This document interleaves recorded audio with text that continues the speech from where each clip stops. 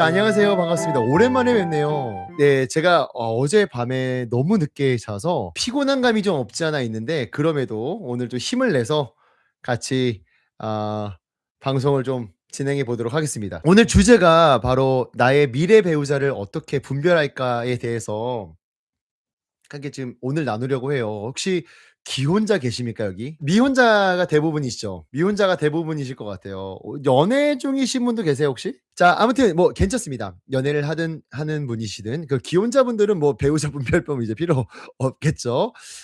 이제 연애를 앞두거나 연애 중이시거나 결혼에 대해서 많은 고민과 또 기도 제목이 있으신 분들을 위해 준비한 방송이니까 여러분 오늘 또 함께 잘 봐 주셨으면 좋겠고요. 또 연애를 너무 무지한 우리 친구들이 있다면 지금 이 라이브 링크를 좀 같이 공유해 주셔서 "너 이거 꼭 방송 들어야 돼." 초대해 주시면 너무나 감사하겠습니다. 본론에 들어가 보도록 하죠. 박수 3번 시작. 여러분, 우리가 배우자 기도라고 하면은 좀 정형화되어 있는 배우자 기도가 있어요. 그게 뭐냐면 바로 내가 원하는 유형이 있는 거죠. 내가 원하는 배우자 상이 있는 거예요.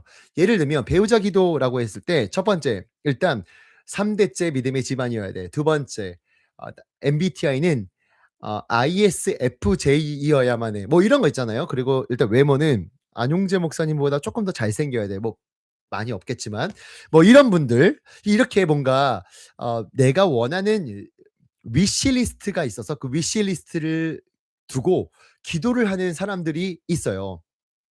그 위시리스트를 두고 기도를 하고 또 위시리스트를 기도를 하다가 정말, 정말 딱 맞는 것 같은 이성이 딱 이렇게 여성이 보이게 되면 이게 기도 응답이겠거니 그렇게 해서 연애를 시작하고 그리고 결혼까지 가는 경우가 있죠. 근데 여러분, 그거 아시죠? 결혼과 연애는 좀 달라요, 사뭇. 왜냐? 연애는 각자 고유한 그 프라이빗한 공간이 따로 있고 각자 집이 있잖아요.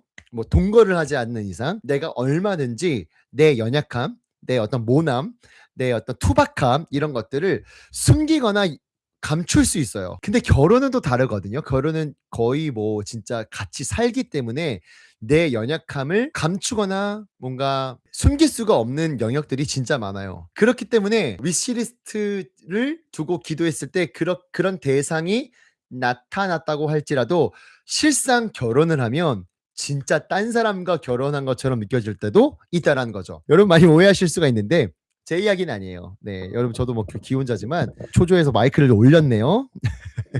그래서 오늘은 그렇게 내가 위시리스트를 정해 두고 그 위시리스트에 해당하는 남자, 여자가 나타났을 때 이게 하나님 주신 배우자구나, 이런 분별법은 굉장히 위험합니다. 이해되셨죠? 그게 되게 보편화돼 있어요, 한국 교회에. 그리고 한국 그리스도인들에게 그게 보편화돼 있습니다. 그렇기 때문에 이걸 제가 좀 뜯어 말리기 위해서 오늘 이 방송을 킨 거고요. 엄청난 또 배움이 있을 겁니다. 나의 미래 배우자를 분별할 수 있는 첫 번째 방법에 대해서 함께 나눠 보도록 하겠습니다. 자, 다 같이 한번 외쳐볼까요? 빠밤. 자, 첫 번째는요. 내가 이런 상대를 만나면 하나님께서 보내주신 배우자일 가능성이 높다. 첫 번째는요. 내가 맞춰주고 싶은 상대입니다. 자, 여러분, 이게 오해가 있어요. 내가 맞춰준다. 이게 우리가 함께 연애를 하는 과정 속에서 내가 지고 들어간다. 내가 호구 잡혀서 연애를 한다. 이런 생각이 드실 수 있습니다. 세상의 원리는 그렇죠. 근데 제가 말하는 내가 맞춰주고 싶다. 이 감정이요. 내 마음의 출발지가 진짜 중요해요. 많은 사람들이 상대방에게 맞춰주고 싶어 할 거예요. 근데 그 맞춰주고 싶어 하는 마음의 동기가 내 불안함에서부터 시작되는 경우도 많아요. 관계에 대한 불안인 거죠. 그러니까 관계에 대해 거절을 많이 당하신 분들, 그리고 어릴 적부터 부모와의 관계에서든 이성과의 관계에서든 거절을 많이 당한 사람들은 그 사람에 대한 놓치고 싶지 않은 불안함, 혹시 떠날까 봐, 이 사람이 나를 떠나고 다른 데로 갈까 봐, 그것에 대한 불안함 때문에 상대방을 맞춰준다, 이건 아니에요. 이거는 배우자로서의 분별력은 아닙니다. 이건 여러분 사실요 불안하지 않고 싶어서 맞춰주는 것뿐이죠. 제가 말하는 이 맞춰주고 싶다 이것은요 이런 거죠. 연애를 하면요 우리가 반드시 겪어야 될 게 있는데 그게 뭐냐 상대방의 결핍과 연약함을 발견해야 돼요. 콩깍지가 벗겨져야 진짜 배우자 내 배우자냐 이게 분별력이 좀 높아져요. 그래서 저는 이제 우리 청년들에게 권고하는 건 뭐냐면 사계절 동안 연애를 해봐라. 물론 뭐 정답은 아닙니다. 진짜 짧게 연애해서 결혼해서 행복하게 사시는 분들도 계시겠죠. 근데 제가 왜 이 긴 시간을 연애해보고 결혼에 대해서 함께 고민해봐라, 기도해봐라라고 하는 건요. 일단 내 눈에 콩깍지가 벗겨져야 돼. 예. 왜냐면 상대방의 결핍과 연약함을 마주해야 그때 비로소 분별력이란 게 생겨요. 그러니까 여러분 조금 있다가도 나누겠지만 안 싸우는 것도 문제야. 누군가가 맹목적으로 맞춰주고 있는 거거든. 그런 거 싸우셔야 돼요. 예, 조금 있다가 제가 또 나눌 거예요.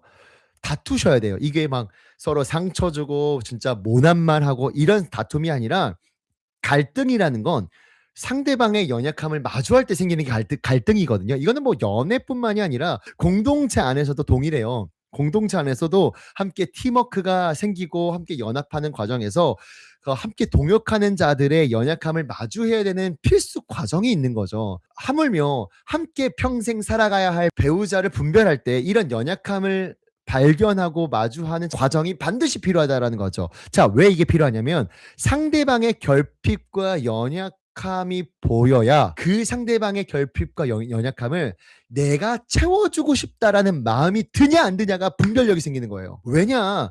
여러분 성경에서 말하는 결혼은 단순히 감정적인 호르몬의 현상을 의미하지 않아요. 그러니까 이 사람 너무 매력적이다. 이 사람 너무 예쁘다. 이 사람 너무 탐난다. 뭐 이런 정도의 어떤 감정으로만 할 게 아니라는 거예요, 결혼은. 혹은 내가 이 사람과 함께 살 때 내 앞에 미래가 이 사람과 함께 한다면 내가 좀 편안하고 또 안정적으로 보낼 수 있겠다. 여러분 이 정도의 그러면 여러분 취집 같은 뭔가 뭔 말인지 알죠?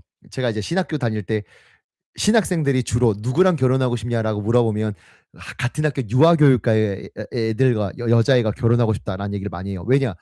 내가 목회할 때 사모가 이제 사모가 될 사람이죠. 사모가 어린이집을 운영하면 이런 것들을 꿈꾸는 자들이 많아요. 어 이거는 직원을 고용하는 거나 다름없죠. 그런 정도가 아니라 성경에서 말하는 결혼은 뭐냐면요. 연합이에요, 연합. 연합. 이 연합은 단순히 내가 어떤 필요가 있어서 그 필요를 누군가가 채워주는 것이 그게 연합이 아니라 연합은 함께 맞춰가는 건데 이 함께 맞춰가는 과정이 출발지가 뭐냐? 너가 나에게 맞춰. 이게 연합의 기본 원리가 아니에요. 연합의 기본 원리는 내가 너에게 맞춰주고 싶어요. 내가 너의 연약함에, 내가 너의 빈틈에 내가 채워주고 싶어가 연합의 기본적인 원리거든요. 하나님이 그러셨듯 예수님이 그러셨듯 연합은 그렇습니다. 그렇기 때문에 결혼이라는 건 연합을 의미하는데 단순히 사랑, 어떤 감정이 아니라 타인에 대한 결핍과 그러니까 상대방에 대한 결핍과 어려움을 내가 채워주고 싶어하는 마음이 들어야 연합의 시작이 되는 거예요. 여러분 저도 이제 왜 지금 제 아내랑 어떻게 결혼하게 됐냐, 어떻게 내 배우자인지 확신하게 됐나 이런 질문 진짜 많이 받아요. 근데 그 질문의 기저에는 이런 게 있겠죠. 결혼 두 번 하고 싶지 않은 거죠. 그죠? 예, 실수를 좀 적게 하고 싶은 거예요. 왜냐? 결혼이라는 것 자체가 굉장히 무거운 주제이기 때문이죠. 그 심정은 압니다. 근데 제 케이스를 또 고스란히 얘기를 해 주어도 잘 적용을 못할 수도 있죠. 근데 이것은 명확하게 좀 적용을 해 주셨으면 좋겠어요. 뭐냐면 제가 아내랑 결혼을 하기로 결단했던 건 뭐냐? 아내가 제 연약함을 흉으로 보지 않고요. 이별의 이유로 보지 않고 기도의 제목으로 여기더라고. 나 또한 아내가 여러 결핍들을 마주할 때 물론 여러분 그 결핍 때문에 막 싸웁니다. 예. 뭐 사역자 연애는 뭐 거룩할 것 같죠? 아니요, 아니요. 저희도 똑같아요. 싸우고 또 여러 가지의 갈등이 있지만 그 갈등의 끝은 뭐냐면 내가 이 사람을 위해 내가 헌신하고 싶다까지 가요, 연애할 때. 여러분 그게 바로 이제 배우자일 가능성이 굉장히 높은 겁니다. 이해되셨죠? 그러니까 여러분 위시리스트 이제 그만 그 배우자 기도 안 하셨으면 좋겠어요, 저는 개인적으로. 그건 여러분들의 욕망이죠. 여러분들의 욕심이죠.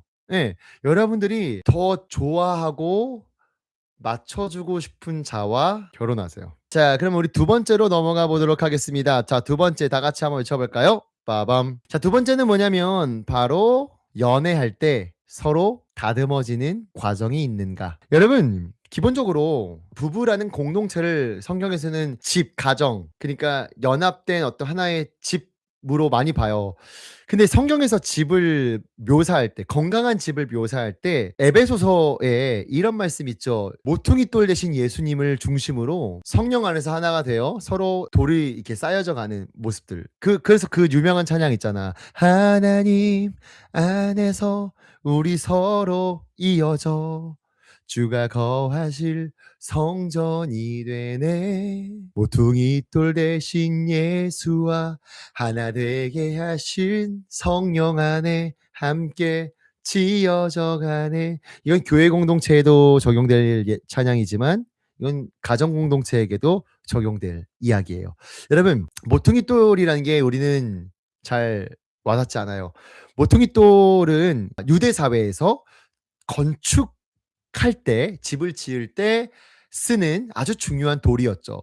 우리나라 문화에서, 우리나라 이제 뭐 기와집에서부터 뭐 초가집, 여러 우리나라의 건축의 역사를 살펴보면 그 건축의 첫 번째 단계는 뭐냐면 기둥을 세워지는 게 사실은 기본적 원리예요. 기둥을 먼저 세우고 그다음에 뼈대를 세워서 그 안에 이제 채워져 가는 것이 우리나라 정서에는 그 건축의 방법이죠. 그러나 이제 예수님이 살아계셨을 때, 예수님이 공생의 사역을 했을 때 그 유대 사회 속에서의 건축 방법은 어떻게 했냐면 큰 모퉁이 돌을 가지고 와요. 튼튼한 모퉁이 돌, 아주 건실한, 뭔가 흔들리지 않은 모퉁이 돌을 딱 가지고 와서 그 모퉁이 돌을 중심으로 돌을 옆으로 쫙 그 모퉁이 돌을 출발로 돌을 쫙 이어져 가요. 이게 막 쌓아져 간다는 거죠. 이해되세요? 그래서 이 모퉁이 돌이 진짜 중요한 건 모퉁이 돌이 없으면 쌓아질 수가 없는 거야. 그래서 예수님을 우리 공동체의 모퉁이 돌이라고 한 거는 처음 중심이 되는, 그래서 모퉁이 돌 대신 예수와 하나 되게 하신 성령 안에 이 찬양이 존재하는 거예요. 그 에베소서 말씀인데 그 모퉁이 돌이신 예수님을 중심으로 돌들을 쌓아져 갈 때 그냥 여러분 그냥 아무 돌이나 가져올까요? 아니요, 아니요. 그 목적에 맞게 돌들을 가지고 와요. 근데 이 건축을 할 때요, 목적에 맞게 돌들을 가지고 오지만 여전히 그 돌들은 그때 당시에 건축의 기술력이 뛰어나지 않았기 때문에 정교하게 딱 이렇게 그 표면이 딱 부드러운 게 아니라 평평하고 뭔가 딱 나 요즘 말이 너무 못하는 것 같아. 질서 있게 만들 수 있는 방법이 아니라 되게 투박한 돌들이에요. 근데 그 투박한 돌들이 이게 아구가 맞아야 이렇게 세워져 갈 거 아닙니까? 그 아구를 맞추기 위해서 건축자가 어떻게 하냐? 돌을 깨요. 부숴요. 그리고 다듬어요. 그리고 그 돌이 다듬어지면 모퉁이 돌 옆에 잘 끼어서 연결합니다. 여러분 이게 집을 짓는 과정이거든요. 근데 이걸 고스란히 성경에서 공동체를 이루어갈 때 이 집 짓는 원리를 똑같이 대입시켜요. 그 말인즉슨 모퉁이 돌 대신 예수를 중심으로 세워져 갈 때 우리의 어떤 연약함을 깨부수고 우리가 그 자리에 있도록 하나님이 다듬어 가신다라는 거죠. 자, 이제 이 결혼에 대해서 이야기를 하겠습니다. 배우자 대상이다라고 할 때 우리가 어떤 과정이 반드시 필요하냐? 싸우셔야 돼요. 제가 아까 첫 번째 얘기할 때도 같이 나눴죠. 다투셔야 됩니다. 막 소리 지르고 막 손가락질하고 욕하고 이렇게 하라는 얘기가 아니에요. 잘 싸우셔야 돼요. 잘 다투셔야 되고요. 왜냐? 그 다투는 과정에서 우리는 뭘 발견할 수 있냐면 내 연약함을 봐야 돼요, 여러분. 상대방의 연약함 보는 게 아니라 '야 나 또 화냈네. 와 진짜 안용재 너는 진짜 어디 가서 목사라고 하지 마. 어떻게 아내한테 여자친구한테 그런 말을 하냐.' 이런 내 스스로의 자아 성찰이 반드시 필요해요, 여러분. 그게 뭐냐면 깎여져 가는 과정이에요. 여러분 결혼 준비라는 건 스드메 스튜디오 사진 촬영하고 드레스 고르고 가복 정하고 또 메이크업 할 수 있는 곳 정하고 이것만이 결혼 준비가 아니라 결혼 준비는 바로 하나님 안에서 우리 서로 이어져 주가 거하실 성전이 되네.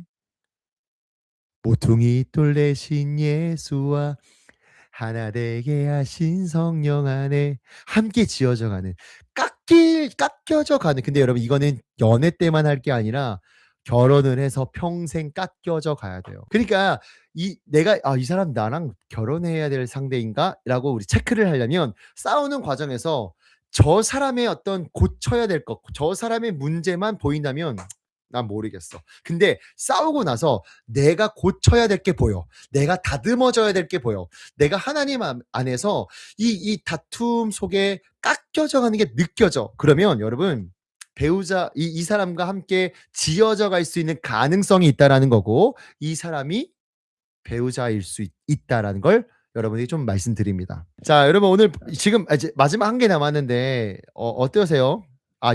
유익했군요. 자, 마지막입니다. 마지막입니다. 다 같이 한번 외쳐볼게요. 다 같이 한번 외쳐볼게요. 빠밤. 자, 마지막 세 번째는 뭐냐면 가정 공동체에 소망이 생기는가입니다.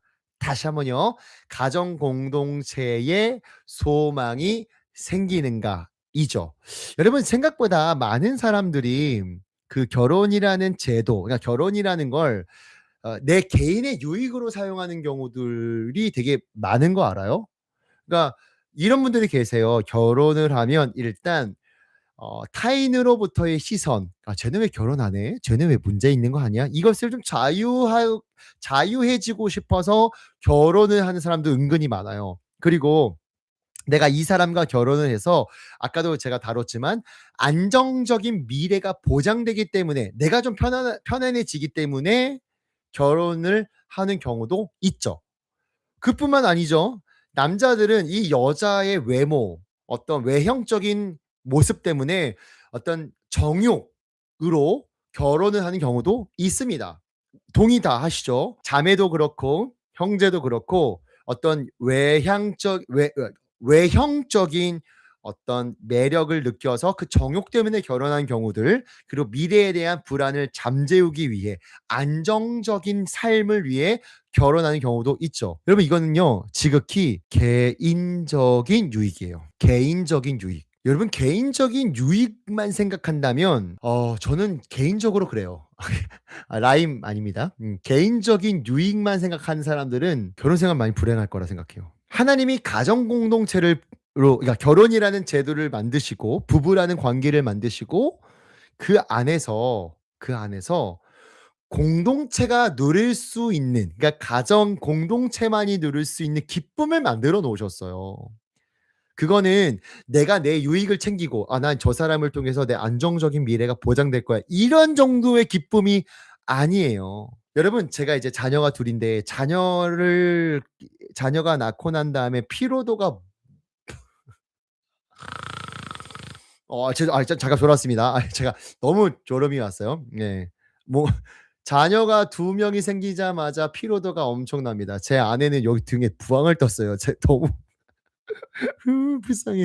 예. 진짜로 힘들어요. 자녀를 여러분 편하냐 불편하냐라는 기준으로 본다면 자녀를 낳으면 안 되죠. 근데 피곤을 감수하면서까지 기쁜 게 자녀예요. 왜냐?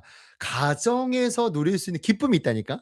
그 기쁨이 어마어마해요. 그게 이제 가정 공동체에 대한 소망이 생기는 거죠.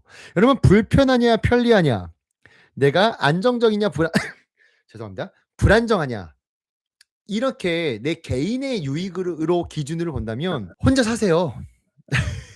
그게 제일 좋아요. 근데 내가 이 사람과 함께 내가 조금 불편하더라도 내가 이 사람과 함께 뭐 자녀까지는 모르겠지만 자녀 나오면 너무 좋지만 내가 이 사람과 불편하더라도 가정 공동체에 대한 소망. 우리 둘이 살면 내가 누리지 못한 우리 함께 누릴 수 있는 기쁨이 있을 거야에 대한 소망이 생긴다면 이 사람과 함께 전 결혼 추천합니다. 오늘 방송은 짧고 굵게 했네요. 예, 이제 방송을 마무리하려고 합니다.